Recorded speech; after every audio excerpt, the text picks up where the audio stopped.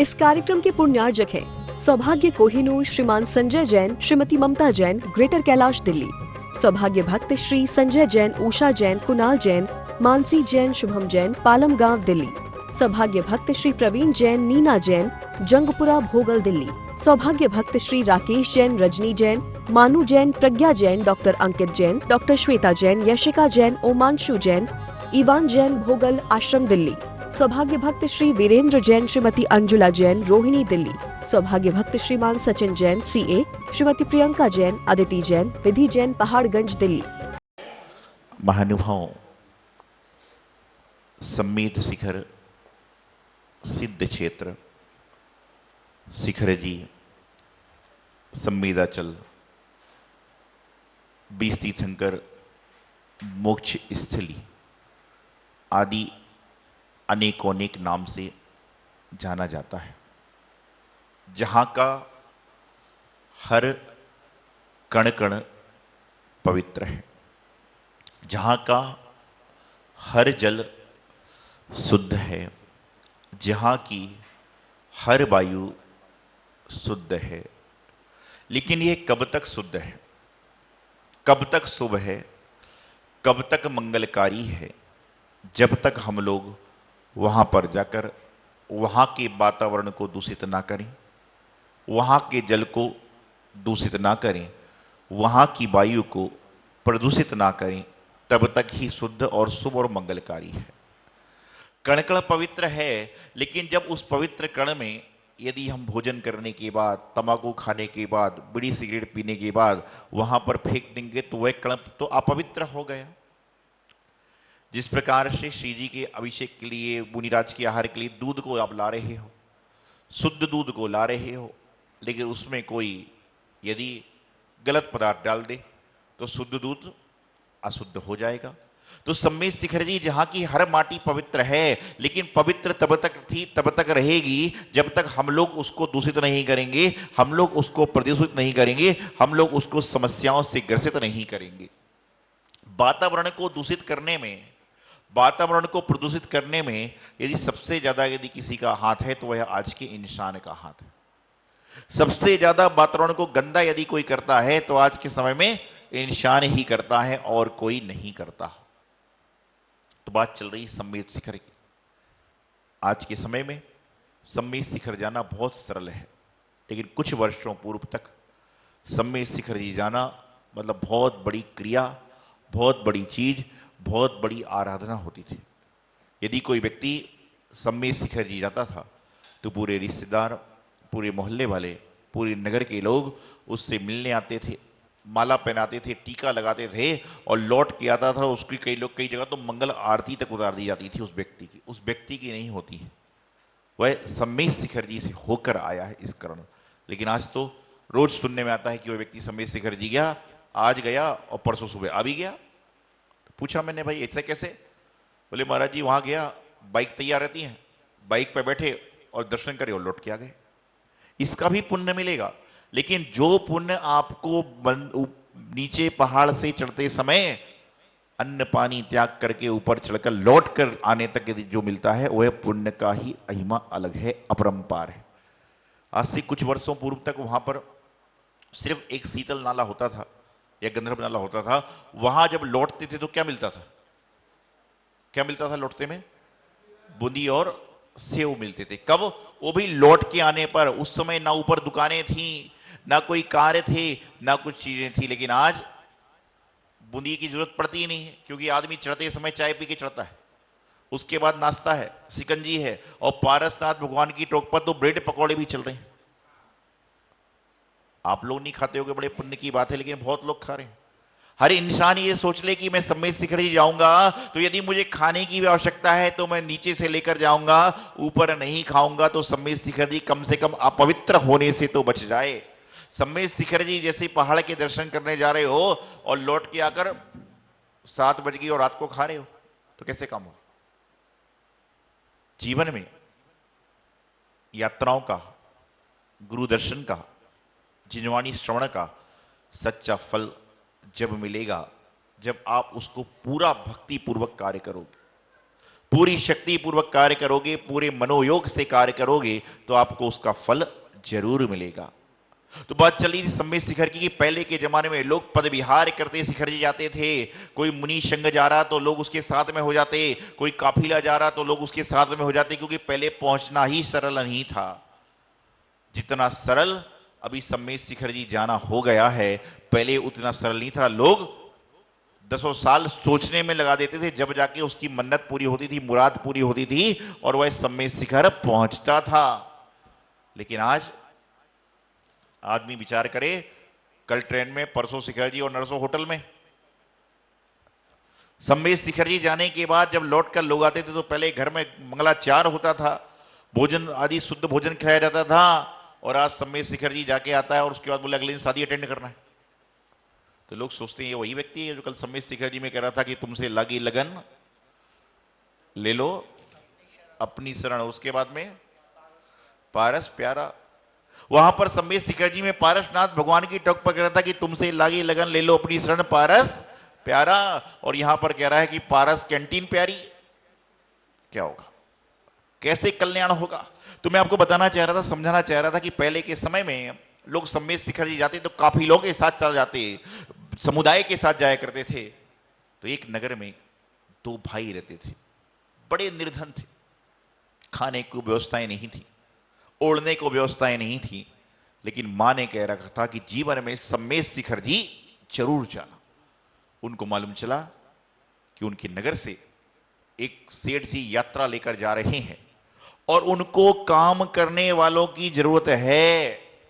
वह सेठ के पास पहुंचे, बोले सेठ जी हम भी जैन हैं और इतनी बड़ी यात्रा पे जा रहे हो, हमें साथ में ले लो। तो सेठ ने कहा तुम यात्रा पे चलोगे लेकिन यात्रा शायद ना कर पाओ, क्योंकि तुम काम नहीं करोगे, यात्रा पर जाओगे तो काम कौन करेगा? तो उन्होंने कहा कोई बात नहीं, हम नीचे तक ही चल लेंगे। जैसे बहुत सारे लोग ऐसे जो शिखर जी चढ़ नहीं सकते, मैं उनसे कहता हूं आप नीचे तक जाओ। एक पेड़ी जो आपने कभी गौर किया हो, जब पहाड़ चढ़ना प्रारंभ करते हैं सबसे पहले तो लेफ्ट साइड में कौन से क्षेत्रपाल जी मिलते हैं, पद्मावती जी मिलते हैं? क्षेत्रपाल जी मिलते हैं। वो अंधेरे में आता है इसे पता नहीं चलता आपको, जब अंधेरा होता ना लौटते में देखिए, तो वहां तक जाके एक सीढ़ी पर भी ढोक लगा कर आ जाओ, 5 सीढ़ी चढ़ जाओ, 7 सीढ़ी चढ़ जाओ, 108 सीढ़ी चढ़ जाओ, क्योंकि कड़कड़ ही पवित्र है। लेकिन पहुंचो तो हो सकता है कि वहां जाने से आपकी व्हीलचेयर छूट जाए, हो सकता है वहां जाने से आपके हाथ की जो है डंडी छूट जाए और सारा काम हो जाए। पहुंचो तो, घर से ही निराश नाराज क्यों होते हो? तो वहां पर चल दिए, रस्ते रस्ते सेवा हो रही, कीर्तन हो रहे, सम्मेद शिखर का गुणगान हो रहा। जब वहां पर पहुंच गए, उनकी ड्यूटी थी कि 3 बजे उठ के सभी के लिए गर्म पानी करना या अन्य जो जो व्यवस्थाएं थी। तो उन्होंने, अपने भाइयों ने विचार किया कि क्यों ना हम ऐसा करें कि हम रात को सोते नहीं हैं, उसके पहले पहाड़ की वंदना करके आ जाते हैं। संस्कारित परिवार था, संस्कारित माँ थी, उन्होंने कहा था कि मंदिर भी जाओ, जब भी गुरु दर्शन को जाओ तो खाली हाथ मत जाना, कुछ ना कुछ जो भी छोटा मोटा हो चढ़ाकर जाना, लेकर जाना। तो उनकी मां ने उनको रास्ते में भोजन करने के लिए कुछ अनाज के दाने दिए थे। उन्होंने कहा कुछ भी नहीं है, जो है उसको लेकर चलते हैं। अरे आपके पास तो बहुत कुछ है। भगवान महावीर स्वामी के श्रमोषण में मेढक, जिसको पता नहीं कि अगले पल मेरा क्या होने वाला है, वह भी अपनी चोंच में क्या लेकर चला?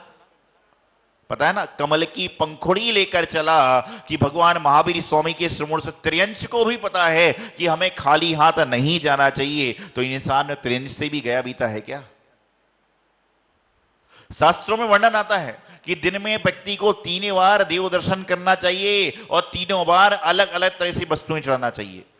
प्रातःकाल द्रव्य चढ़ाए, दोपहर में पुष्प चढ़ाए, और संध्या काल में दीपक की आरती लेकर जाए और सारा काम करे। आप बोलते ना आरती में सोने का दीप, कपूर की बाती, तो मैं, और उसके आगे जगमग ज्योत जले सारी आती। तो मैं सुनता हूं, देखता हूं, सोने का दीप मंदिर का दीप स्टील का ही, कपूर की बाती की जगह रुई की बाती, और जगमग ज्योत जले सारी राती। यहां महाराज जी की आरती समाप्त होती है, जगमग दीपक ही खत्म हो जाता है। क्या हो रहा है? एक बार कहीं मंदिर में बैठे थे हम लोग, संग बैठा था कोई महाराज जी का, काल्पनिक बातें हो सकती हैं। तो महाराज जी अपने कक्ष में थे, मंदिर के प्रधान आए, बोले तुमको पता नहीं है घी कितना महंगा हो रहा है, कल से गोले का तेल लगाओ। बोले पता नहीं कितना घी महंगा हो रहा है, कल से गोले का तेल लगाओ। माली तो माली है, उसने गोले का तेल चालू कर दिया। कुछ दिनों बाद हो रहा है, बोले पता नहीं गोले का तेल में मिलावट चालू हो गई है, आरती बंद कर दो। और कहते हैं उस दिन से उस मंदिर में आरती बंद हो गई। क्या है ये? इसलिए होता है, आपको कहा गया कि संध्या काल में जाओ तो हाथों में दीपक लेकर जाओ, घी लेकर जाओ, बाती लेकर जाओ, भगवान के सामने प्रज्वलित करो, लेकर आओ, किसी को कोई समस्या नहीं होगी। मंदिर में जाओ, पूजन की सामग्री रखी हुई है तो पूजन की सामग्री उस हिसाब से चढ़ाइए जिस प्रकार से आप घर से लाकर सामग्री लाते हो तो चढ़ाते हो। और पुष्प अर्थात फूल की जहां व्यवस्था, फूल नहीं तो लौंग लेकर आइए और लौंग चढ़ाइए। ये 3 तरह की देव दर्शन की विधि शास्त्रों में बताई गई। तो उनको मालूम था कि उनकी मां ने कहा कि कुछ ना कुछ चढ़ाना। उनके पास जौ के दाने थे, ज्वार के दाने थे, खाने के लिए, जो भोजन के लिए दिए थे। उन्होंने कहा खाली हाथ तो जाना नहीं है। वह पहाड़ पर चढ़े और हर टोक पर उन्होंने जौ के दाने चढ़ाना चालू कर दिया और आकर अपने स्थान पर सो गए। क्यों सो गए? कि जिसमें किसी को पता ना चले कि ये पहाड़ चढ़ाए हो, डांट पड़ जाए, मार पड़ जाए, कुछ भी हो जाए, और अपने काम में लग गए। अब प्रातःकाल सेठ गाजे वाजे के साथ, बहुमूल्य रत्नों के साथ सम्मेद शिखर जी की वंदनार्थ पहुंचे। हजारों सैकड़ों लोग होंगे, बाजा था, गाजा था, बैंड था, लोग थे, सभी थे, सुंदर सुंदर से वस्त्रों में आभूषण पहन के चल रहे थे। वहां पर जाकर देखते हैं कि सबसे वाली टोक पर एक बहुमूल्य रत्न चढ़ा हुआ है।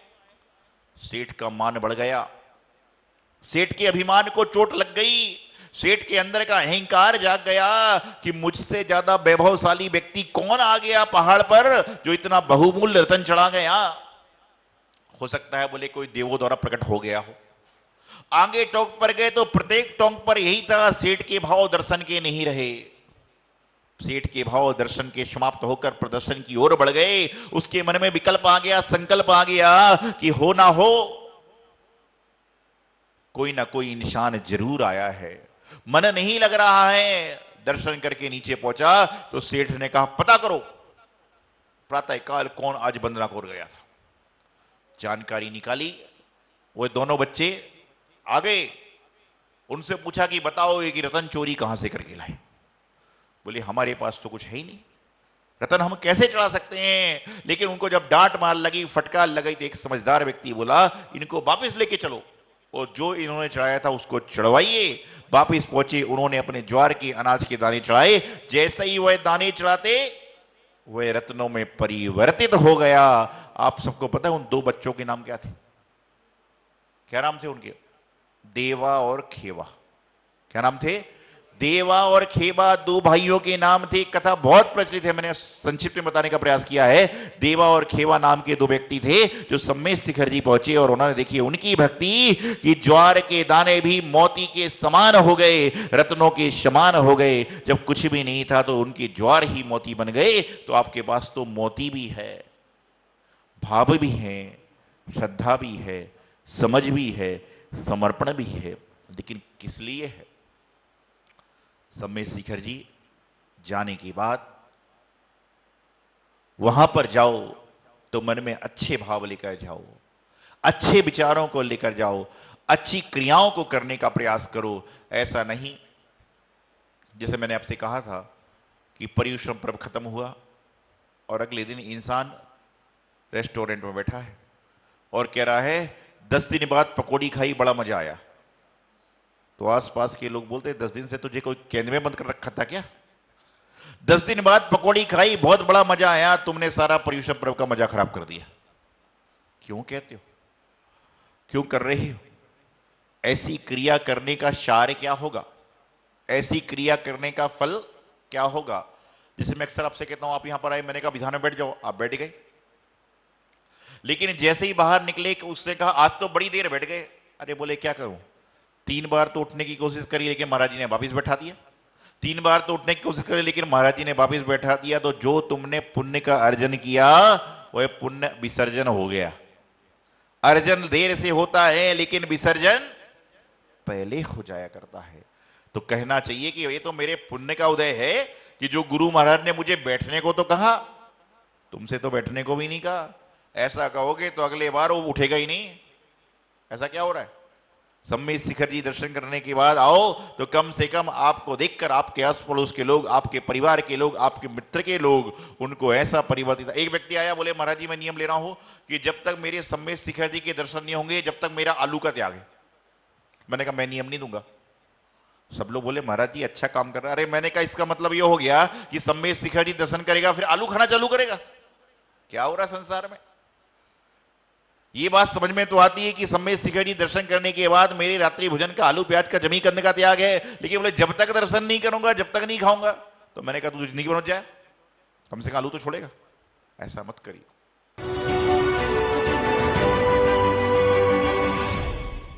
चिंतामणि पार्श्वनाथ भगवान की जय। आचार्य श्री सिद्धांत सागर जी महाराज की जय। आचार्य श्री सौभाग्य सागर जी महाराज की जय। बुंदेलखंड केसरी आचार्य श्री 108 सिद्धांत सागर जी महाराज का 35वां दीक्षा दिवस। परम पूज्य बाल योगी गुरुदेव आचार्य श्री 108 सौभाग्य सागर जी महाराज का 7वां आचार्य पदारोहण दिवस और 40वां अवतरण दिवस एवं बाल ब्रह्मचारिणी देशना दीदी की आर्यका दीक्षा महोत्सव आगामी 6 नवंबर 2021 को प्रातः 11:11 पर अहिंसा स्थल मेहरौली दिल्ली में विविध कार्यक्रमों के साथ संपन्न होगा। इसके साथ ही 5 नवंबर को आप आनंद ले सकते हैं भजन संध्या का, जिसे सजाएंगे सुरों के सम्राट रुपेश जैन जी। आप सभी पधारकर धर्म लाभ लें। जय जिनेंद्र। इस कार्यक्रम के पुण्यार्जक हैं सौभाग्य कोहिनूर श्रीमान संजय जैन, श्रीमती ममता जैन, ग्रेटर कैलाश दिल्ली। सौभाग्य भक्त श्री संजय जैन, उषा जैन, कुणाल जैन, मानसी जैन, शुभम जैन, पालम गांव दिल्ली। सौभाग्य भक्त श्री प्रवीण जैन, नीना जैन, जंगपुरा भोगल दिल्ली। सौभाग्य भक्त श्री राकेश जैन, रजनी जैन, मानू जैन, प्रज्ञा जैन, डॉक्टर अंकित जैन, डॉक्टर श्वेता जैन, यशिका जैन, ओमांशु जैन, इवान जैन, भोगल आश्रम दिल्ली। सौभाग्य भक्त श्री वीरेंद्र जैन, श्रीमती अंजुला जैन, रोहिणी दिल्ली। सौभाग्य भक्त श्रीमान सचिन जैन, CA, श्रीमती प्रियंका जैन, अदिति जैन, विधि जैन, पहाड़गंज दिल्ली।